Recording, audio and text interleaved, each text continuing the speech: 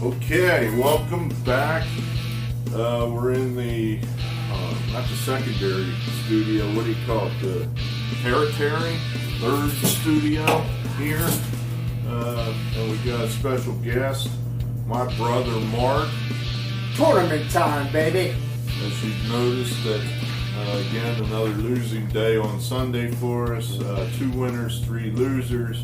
Our record, roughly 48%. So therefore, anyone can pick better than I can, and Mark is the man in the street, and he is here to help us break down who is going to win the tournament. They're going to announce the brackets here in a minute. I don't think we need to wait for that to try to determine who our champion is. We're just going to go ahead here and just try to pick who's on the top line, who's the champ, who's going to win. So basically, I think it boils down to just basically 2 questions.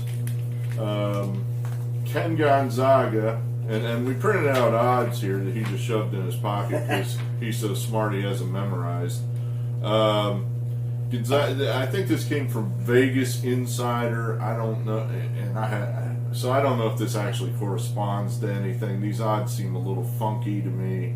For all I know, they're like 3 weeks old, but I just wanted a quick and dirty list of numbers here. Gonzaga's the favorite. They're at plus 220. That breaks down to 11 to 5 if you like your fractional type odds. The nearest team to them is Baylor. Baylor is at plus 400 or 4 to 1. Gonzaga, undefeated. Really untested. Well, I can't say untested. I mean, did they beat Baylor earlier this year? They beat Iowa. Well, they beat Iowa. They beat West Virginia. They beat Kansas to start the year. I mean, I'm double. The Baylor game was postponed because I took a look at their schedule while we were inside. Yeah. And that Baylor game was postponed. We could actually have a computer here so I can pull some of this up. Okay. Oh, you're right. They didn't play Baylor. Oh, well, that's important. Remember that. I was right. That's important. So they beat Kansas, Auburn, West Virginia, Iowa. None of these games were particularly close. I guess the closest anyone's been to them all year would have been West Virginia, where they lost by 5 points to Gonzaga. West Virginia did. Other than that, it's been blowout city. They're in the West Coast Conference. So you're telling me that Gonzaga is blowing everybody out? They're playing powerful teams like Pacific and Portland, Pepperdine. Oh, right. They're beating their conference team. Yeah, I mean, it's not total shit. But they've got good wins at the beginning of the season. Yeah, it's not total shit out there. I mean, they've beaten BYU 3 times. Let's see, the closest margin on any of those games was 10 points. So they're dominating the way they should be dominating. A good team beating bad competition. They're number 1 in the country. They're undefeated. This is the clear favorite to win the tournament. Yes. And here is why Gonzaga is not a favorite going into the tournament. They are an underdog. And yet, they will overcome history and win the NCAA tournament and be the first team in 45 years to go undefeated. Everybody's going to be not picking Gonzaga. I guarantee it. Because, they're Gonzaga. They never win the tournament. Well, somebody's picking them. They're like almost 2 to 1. So you're paying favorite prices to take them. I'm telling you, hey, if you want to win money, you take Gonzaga. So you're saying there's better than a 2 to 1 chance that Gonzaga wins the tournament. Gonzaga's going to win the tournament. You're saying they should be like even money or something. All I know is, in my eyes, Gonzaga's an underdog. Don't go off of Gonzaga because you think, well, they're undefeated. They're Gonzaga. They can't win. They can win. They're going to win. That's a lot of pressure that they have to overcome, and they're going to overcome it. I believe it. Well, it is true that no team as undefeated, has won since the '76 Hoosiers. Who was the closest? I guess the 2015. What was that? Kentucky. That was Kentucky. Was that the? Devin Booker was on that team. He was just kind of a guy. He wasn't the main dude. The real star on that team was Karl Anthony Towns. And then they had a couple other guys. I think the Harrison brothers were on that team, and that team lost in that great semifinal game to Wisconsin to Frank the Tank Kaminsky. And then Wisconsin, unfortunately, then had nothing left and lost to Duke. Ugh. I think I'm going to pick Duke. I think there's a chance that Duke will get in as a replacement team somehow. That some team will have to forfeit because of COVID, and they'll put Duke in there, like in the Final Four. They'll just say, "Well, who can we get on short notice?" I know, we'll get Duke, and they'll only have 2 games to win, and they'll get them, of course, and they'll be the champions. It'll be like some '79 Daytona thing where Richard Petty comes sneaking in the back door to get the title. Well, let's hope that doesn't happen. All right, I guess I won't pick that. But, well, you're taking Gonzaga, so he answered the first question. Thanks for being here. Goodbye. That'd make it a short video. I'm going to try to find some value here. I like the Gonzaga story. I'm not going to be upset if, they can't get it done. If they come up short. Well, I said that exactly backwards. I'm not going to be upset if they win. Why not root for these guys? If they're going to be the team that goes undefeated, great. I'd rather them than Michigan or Duke or North Carolina or what have you. So I just don't. I actually did a little research here. Where's my research? There. Looking for that top #1 clear-cut team. How often do they actually win it? And they don't win it that often. Like, Ken Pomeroy, he ranks all the teams. And in the last 18 years, the #1 team, his #1 team going into the tournament, which would have been 19 Virginia, which they won it, believe it or not. 2012 Kentucky, they won it. And then a 2008 Kansas. Those are your only ones that came through and won. But see, that follows right along with my logic. That they're the You just said three #1 teams. They're the only 3 teams in the last 18 years have won. That again makes Gonzaga an underdog. Well, apparently underdogs win. But you're not 15 out of 18 years, underdogs win. There you go. Gonzaga wins. But you're not getting an underdog price. I can't help the price. I only know what I see. I only know what the feel is. And I'm telling you, this Gonzaga team, they're going to do it. Yeah, all right. Well, I feel like, okay, here's another one that almost ran the table, and this is a pretty good comparison to Gonzaga.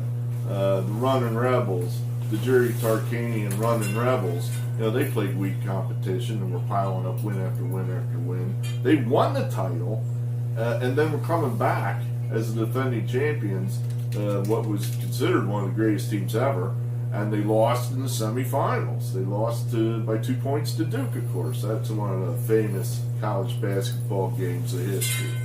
I think well, I don't know. So here, be honest, I started this video and I still didn't have a champion, so we're kind of doing this on the fly. He had his team.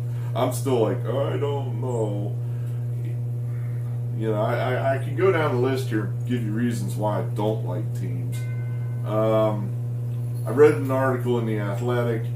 They said that the Big Ten has not won the title in almost 20 years. The conclusion The Athletic drew as to why that is because the Big Ten does not attract NBA talent. That if you go through the rosters of all the teams and all the conferences over the last 20 years, the percentage of NBA players coming out of the Big Ten just not as high as your ACC or Big East, even SEC. I'm making that up. I don't know which conferences had a higher percentage of Big Ten talent, but I'm kind of going with that. I just like Michigan. I like Michigan.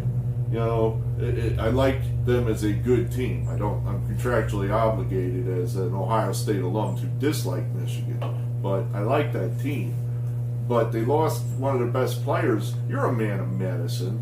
The kid has a stress fracture. Is it Isaiah Livers? You don't know who I'm talking about, but he has a stress fracture in his foot. I'm thinking that's damaging. He's in a walking boot. How in the hell is this kid going to be playing at the top of his game in 2 weeks? He won't. Yeah, he won't be at the top of his game. I mean, even if he's able to play, he'll be playing with pain. Right. It won't. I'd be surprised if they let the kid play. Yeah, right. They probably shouldn't let the kid play. They should let that heal up as much as possible. Yeah, he's probably not a... I honestly have no idea. I don't think he's an NBA guy. I did this much research. I found somebody's, top NBA prospects, and it was like some guy's list of 118 guys. He wasn't on it, I don't think. They had, or was he on it? Hell, I don't remember. But I know the German kid was on it. I'm drawing a blank. Wagner, Franz Wagner. And then Dickinson was on it. And I think they had another kid on it. Maybe it was him. Anyway, all I need to know there is he's not going to play, or he's not going to play well, which is what I concluded. Illinois, we just watched them. You're not impressed? You don't think they can handle Gonzaga? Well, now here, I'll go back to what you said about the Big Ten. How, they haven't won since 2000. They never win. They've been the best conference this year. I have not watched a lot of college basketball, but I know enough to know that that's been the best conference. Yeah. And I think in a year like this, where it's not normal, there are a whole bunch of games postponed. It was, fits and starts when it came to the regular season. It didn't have a flow. I just feel like, if Gonzaga doesn't win, it's going to be one of those teams out of the Big Ten. That it could be in Illinois. Huh. Could be in Michigan and Ohio State. It's not out of the realm of possibility. Well, here's my thought on Illinois. They definitely have NBA talent on that team with Osumo, Coburn, Curabello. He was the freshman there that killed us in the overtime.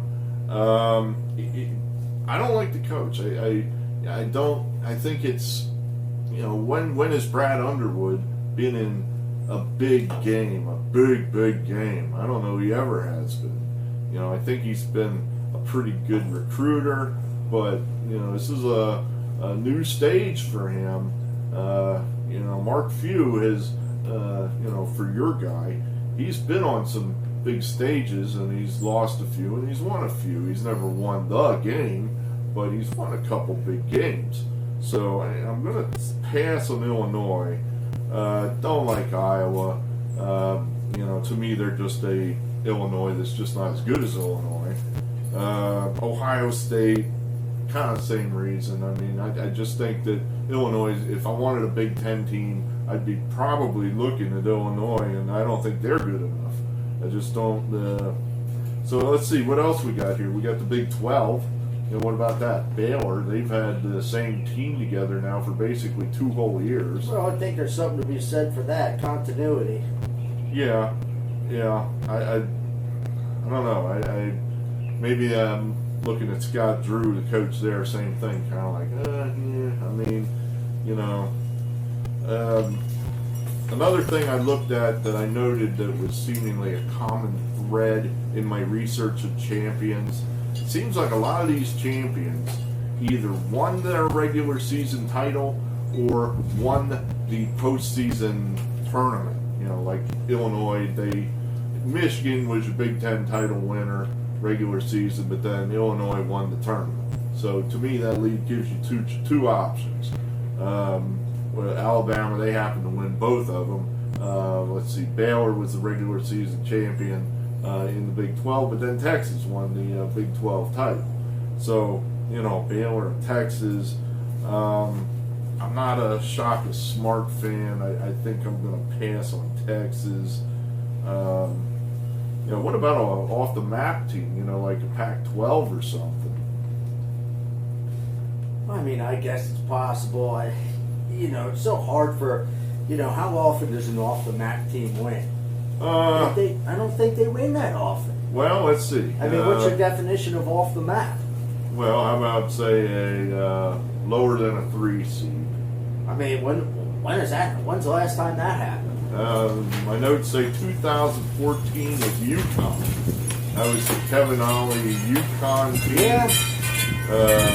That would have been, I believe it was Shabazz Napier. Yeah. Was he the dude? Then UConn again in 2011 as a 3 seed. Yeah, but a 3 seed, you got some clout there as a 3 seed. I think of off the map. I'm thinking of a 5 seed or worse. 5 seed. That's okay. an off the map team. All right. Well, that's happened. That's happened 3 times on my screen. That would have been your 2014 Connecticut. It would have been your Danny and the Miracles in 1988. Danny Manning, Larry Brown, and the Kansas Jayhawks. Yeah, I didn't realize they were only a 5 seed. Yeah, right. I mean, as good as Danny Manning was, you'd think they would have been better than that. You had Villanova, of course, in '85. Yeah. NC State, just 2 years prior to that, with Jimmy V, and then after that, before that, it was getting kind of funky, where I didn't think they really seeded teams too much. When was it? 1984, 85. I think 85 was the first year that was the field of 64. Yes. Where you could pretty much, everything was uniform. You had the 16 teams in a bracket, and it's been pretty uniform for 40 years. 30 years. Yeah. To me, the other thing you would look at... So you're thinking I got to stay in, say, the top 12 teams. Well, look, the other thing you would want to look at, and maybe this falls under your, off the radar, out of the blue kind of team, is the teams that are hot right now. Because there might have been a team that struggled in the beginning because whatever, maybe they had their, half of their first games postponed and they just weren't getting in the rhythm. Sure, But now, hey, look, they've won 11 out of 12. Yeah, and they're coming into the tournament hot. A team like Houston, they won their conference tournament. Well, now, are they out of the blue? Well, I mean, no, but they're out of a non-Power 5 conference. Well, by that, I think then we would have to eliminate Kansas and Virginia. I would think that would just rule them out. Well, yeah, I think any team struggling, they're not winning the tournament. They're not going to relight the fire. Huh. Well, that's not entirely true. I mean, like I said, if I'm a good team, Michigan, they had that injury. We talked about them. Yeah, they lost 3 out of their last 5. They're stumbling and fumbling. They'll be out. What about Florida State?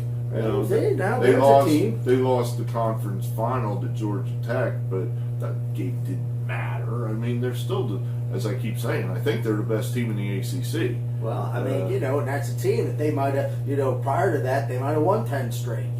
Yeah. That's still a team that's got some juice. I mean, I'm looking for a good coach. I mean, one of those guys that covers numbers. Normally I would be looking at Villanova, but with the injuries they've had, I just even Jay Wright's great, but I think there's a limit to That's what a tough injury they took. Yeah, that dude, he was he was the leader of the team. He's the guy that handles the ball the most. He's and they're not a totally deep team either. So. A team I'm looking at that, again, you're telling me I got to stick in the top 12 here. Kind of like Oregon,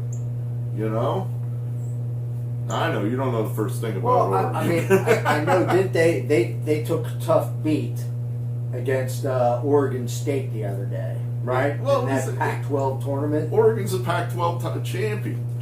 They beat some half-decent teams to win the conference title. Well, and they're, they could give a damn they lost to Oregon State. I'm telling you, that was one of those where the folks went, "Oh, we lost, damn." Now we get an extra couple days to prepare for the tournament. You don't have to win your conference tournament to win the title. Yeah. Certainly, that's pretty much historical record. there's been plenty of teams win the championship without winning their conference tournament. It's just a bad loss to a team that got hot in Oregon State. They won the Pac-12 last night. Yeah, they're in. I kind of like, kind of narrowing it down to basically 3 teams. Alabama. Now this number on this sheet has got to be wrong. They got them at 27-1.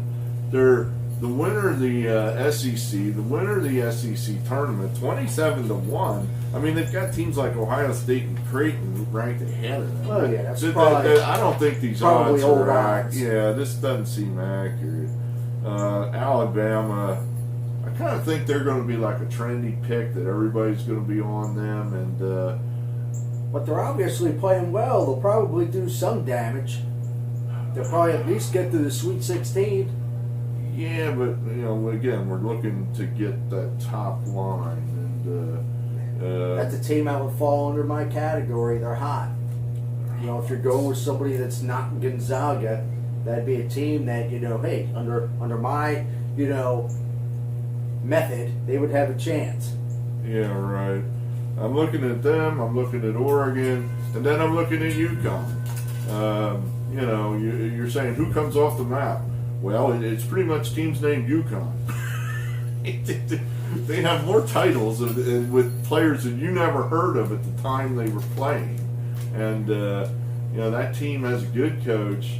They early in the year they lost their best player. He missed 6 weeks. But now he's back, and he's playing relatively well. And, it's kind of like the old UConn formula. They just find that one NBA guy and ride him and come out of the clouds and do their thing. And they had a tough loss in the Big East tournament. They lost by 3 to Creighton, who then turned around and lost by 1 million to Georgetown. So I'm not sure what that means. It's like that's a team I cannot get a handle on. It's Creighton. Is that team good? Is that team bad? I'm not sure. Team that loses by 40 in their conference tournament final, they're not going anywhere. So then, do you think that means by extension then that UConn losing to them, UConn's really not that good? No, I don't think that holds. I just think if you're able to do damage in the tournament, you ain't losing by 40. Not that late in the year. To anybody. Yeah. That just signifies that, man, I got something wrong, whether it's talent or attitude or whatever. Yeah, right. Well, never mind. I don't want to dig into that one. That's radioactive. I'm going to shut up. But the Ohio State here, we were going to be out here 2 hours earlier to shoot this video because it looked like Ohio State was folding the tents and heading back to Columbus. And they found a way to throw that game into overtime. So, that would be possibly an example of a team that didn't quit. Oh, absolutely. They didn't quit at all. Did not give up. Yeah, all right. Well, I don't know. Tell me more about Gonzaga, because I still don't know who to pick here. Maybe I'll just pick Gonzaga. What do you think of that? Well, look, I looked at Gonzaga's stats of their players, and one of the things I like about Gonzaga is they got like 5 scorers who can score double digits. You got a whole bunch of guys that, okay, I stopped this guy, well, that guy's going to score. And I think that makes them dangerous in the tournament. They're not like counting on one guy. I need this one guy to score 35 points. If he doesn't do it, I'm going to lose. Well, they're not that kind of a team. That is true in that I think some of the previous Gonzaga teams have had some pretty good teams out there that, in the last 10 years, they're not your Cinderella team anymore. It's a powerhouse team. And right. I'm thinking of, what was that kid's name with the long, shaggy black hair? Wasn't that McDermott? Was that McDermott? No, now we're back on Creighton. Right. I'm thinking Morrison. I know who you mean. I can't think of his name. David Morrison, Jimmy Morrison. Something like his that. His name was Morrison. I'm sure of that. Adam Morrison. That's the guy. I think that was it. But I think he was the team. I think. Right. I don't know he had a whole lot around it. And maybe they were just there. Was it the last time we had a tournament? They were in the Final Four, I do believe. They lost to Texas. Here, I'll tell you. I'm reasonably sure they lost to Texas Tech. Let's see. Yeah, they made the Final Four and beat them, and they beat Baylor on their way there. Although, of course, Baylor wasn't nearly as good of a team then as they are now, and then lost, to Texas Tech by 6 points in the semifinal. Right. The hell with it. I'm just going to do what he says. I'm going to take Gonzaga, and that's how we'll play that, rather than trying to hit the home run. We're losing. I'm losing. So we'll go with the man in the street. We'll go with the chalk. I'm not losing. When I bet, I win. I'm not sure that, It depends. Yeah, I'm not sure that if I'm not betting on the Eagles, I win. Yeah. Well, I don't know. I have to give that one some thought. But, why not? You might be right in that the odds on Gonzaga might float upwards a little bit. It's possible. I've said this in previous videos. What if this is a historic team, and they are going to be the first team to go undefeated in 40-some years? Then maybe they should be odds-on favorites, and you might get better odds than 11-5. Who knows? They might float upwards of 3-1, maybe, just because everybody's seen them. They get there and then they meet some mega team from a big conference and can't handle them. But perhaps this is the year. They definitely have NBA talent on that team. On that dude's 118 guy list, they had at least good depth. I think they have 4 guys on that list. They got good depth on the team. Well, they're a little short. I've always thought that, in that when they play their games, they get up like 30 on, fill in the blank you from wherever. And then they pull their starters, and that's when the game seems to get a little closer, So if they could stay out of foul trouble, I don't know. It'll be interesting to see them play some of these really good opponents, but they've beaten these guys earlier in the year, and like I said, the scores really weren't that close. I don't know. But it's as good as anything. Hopefully that'll keep me in it, into the last weekend. Hopefully Gonzaga will at least make the Final Four. The one team I'm kind of worried about is San Diego State, because I think they're going to be in their bracket. And that one makes me a little nervous, that San Diego State team.